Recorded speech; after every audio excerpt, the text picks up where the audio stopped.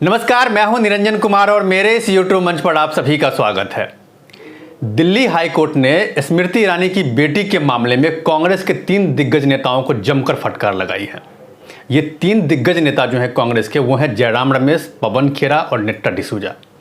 इन तीनों को high court ने इसलिए फटकार लगाया क्योंकि इन्होंने बीजेपी की केंद्रीय मंत्री स्मृति ईरानी की बेटी पे गंभीर आरोप लगाए थे और ये आरोप कोर्ट में इन लोगों ने सिद्ध नहीं किया, जिसके कारण हाई कोर्ट ने इन तीनों ही नेताओं को जमकर फटकार लगाई। और उन्होंने ये भी कहा कि आपने जो स्मृति ईरानी की बेटी के खिलाफ जो आरोप लगाए हैं और ये जो आरोप सोशल मीडिया पे चल रहे हैं, चाहे वो फेसबुक हो, ट्विटर हो या फिर यूट्यूब हो, इन तीनों ही जगह से आप ये सारे कंटेंट को 24 घंटे के अंदर डिलीट कर दीजिए। और अगर आप डिलीट नहीं करते हैं तो आपके खिलाफ कार्रवाई की जाएगी।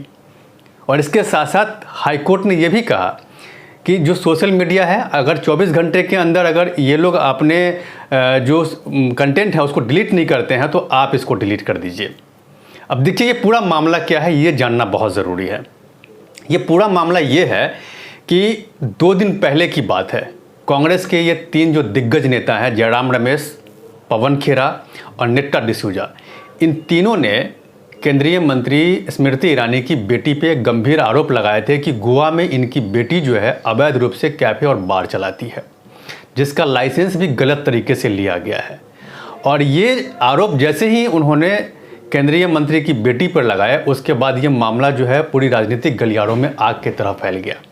और इसके बाद क्या हुआ कि स्मृति ईरानी को इस पर आकर के सफाई देनी पड़ गई कि भाई इस तरह का कोई मामला नहीं है। जैसे ही ये प्रेस कॉन्फ्रेंस खत्म हुआ, वैसे ही स्मृति ईरानी ने भी अपना एक प्रेस कॉन्फ्रेंस किया और उसके बाद स्मृति ईरानी ने कहा कि कांग्रेस के जो दिग्गज नेता हैं, ये तीनों नेताओं ने जो आरोप हमारी बेटी के ऊपर लगाए हैं, ये आरोप पूरी तरह से निराधार हैं।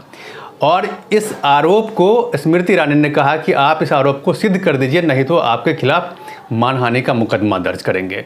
और प्रेस कॉन्फ्रेंस में स्मृति ईरानी ने यह भी कहा था कि उनकी बेटी के खिलाफ इस तरह के कोई जो आरोप सिद्ध कर देगा तो उसको हम चैलेंज करने की उन्होंने बात कही थी।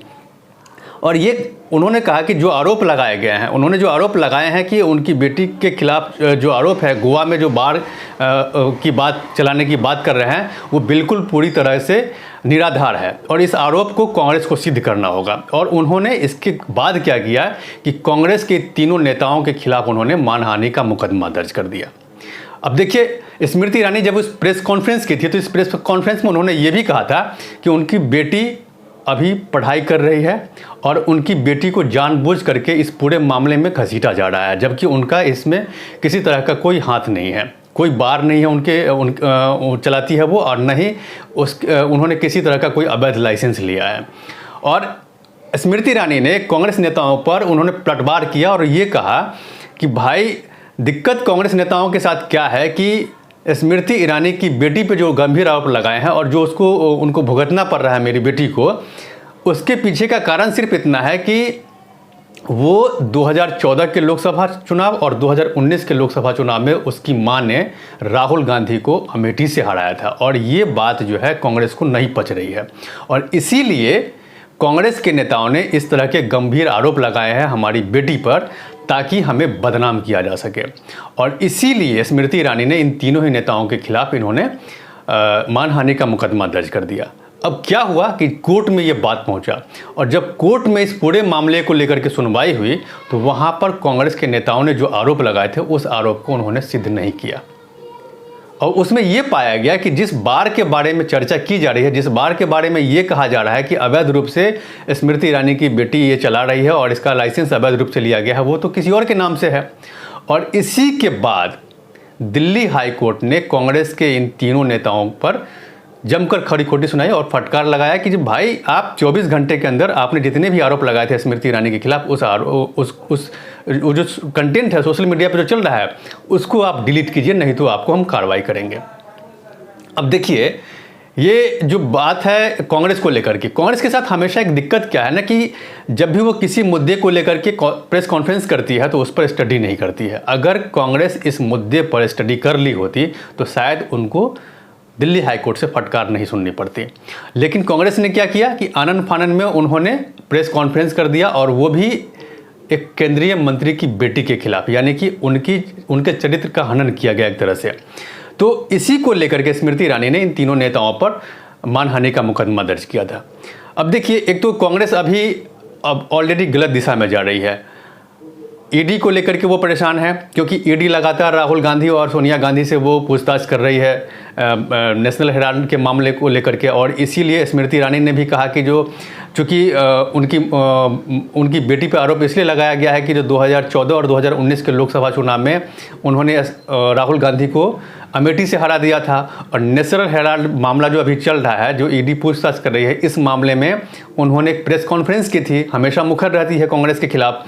इसीलिए इन नेताओं ने जानबूझ करके उनकी बेटी की छवि को खराब करने के लिए इस तरह के आरोप लगाए, जो पूरी तरह से निराधार हैं। तो यहाँ पर कांग्रेस के साथ क्या हो रहा है कि वो मुद्दे उठाती जरूर है, लेकिन कई बार ऐसे मुद्दे को पकड़ करके वो प्रेस कॉन्फ्रेंस कर देती है और मीडिया के सामने में आ जाती है, जिसके कारण उसी को अपनी बदनामी झेलनी पड़ती है।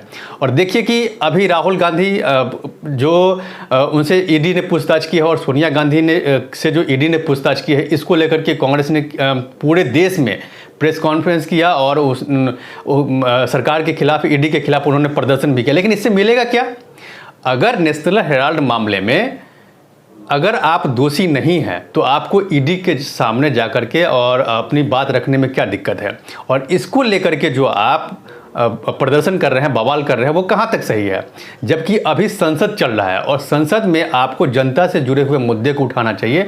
तो आप जनता से जुड़े हुए मुद्दे को नहीं उठा रहे हैं और आप एक ऐसे मुद्दे को उठा रहे हैं जिसका सरोकार जनता से नहीं है। तो ये अभी कांग्रेस के साथ जो है ना, विपरीत परिस्थिति चल रही है। यहाँ सोनिया और राहुल के खिलाफ ईडी पूछताछ कर रही है तो उसके खिलाफ प्रदर्शन हो रहा है। बंगाल में देखिए, ममता बनर्जी के एक मंत्री के खिलाफ ईडी ने कार्रवाई की, तो वहाँ पर उसको लेकर के कांग्रेस कह रही है कि अगर मंत्री ने गलत किया है तो उसके खिलाफ कार्रवाई होनी चाहिए। अभी मुंबई में देखिए, संजय राउत के खिलाफ अभी कार्रवाई की है ईडी ने, तो उसके सपोर्ट में आ गई। तो ये समझ में नहीं आता है कि कांग्रेस आखिर चाहती क्या है? कहीं सपोर्ट करती है, कहीं उसके खिलाफ प्रदर्शन करती है।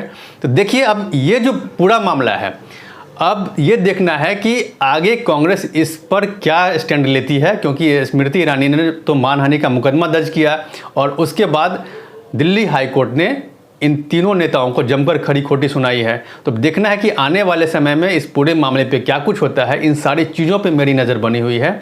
आप मेरे साथ बने रहिए और अब तक अगर आपने मेरे इस YouTube चैनल को सब्सक्राइब नहीं किया है तो प्लीज़ सबसे पहले आप मेरे इस YouTube चैनल को सब्सक्राइब कीजिए, लाइक, शेयर और कमेंट जरूर कीजिए। इसमें एक कमेंट बॉक्स है जहाँ जाकर के आप इस मुद्दे से रिलेटेड अपने सवाल कर सकते हैं, जिसका जवाब मैं आपको दूंगा।